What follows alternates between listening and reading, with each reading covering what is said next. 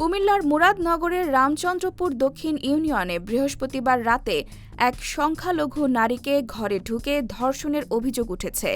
ধর্ষণের পর মারধরের শিকার হন ওই নারী। প্রশ্ন উঠেছে, পাকিস্তান হানাদার বাহিনীর বর্বরতাকেও কি হার মানিয়ে দিচ্ছে এই ঘটনা?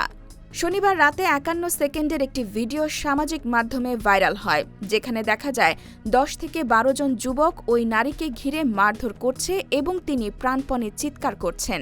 ভুক্তভোগীর অভিযোগ, ঘটনার রাতে তার বাবা মা বাড়িতে ছিলেন না। সেই সুযোগে ফজর আলী নামের এক ব্যক্তি জোর করে দরজা খুলিয়ে ঘরে ঢুকে তাকে ধর্ষণ করেন।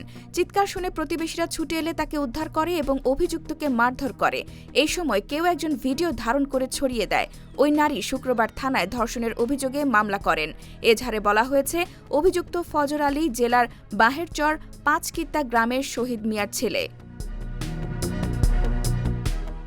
পুলিশ জানিয়েছে, ঘটনার ভিডিও ছড়িয়ে দেওয়ার ঘটনায় এখন পর্যন্ত ৩ জনকে গ্রেফতার করা হয়েছে, তবে তাদের পরিচয় এখনও প্রকাশ করা হয়নি। পুলিশের ২টি টিম অভিযুক্ত ফজর আলীকে ধরতে অভিযান চালাচ্ছে। মুরাদনগর থানার ওসি জাহিদুর রহমান জানান, ভুক্তভোগীর মেডিকেল পরীক্ষা সম্পন্ন হয়েছে।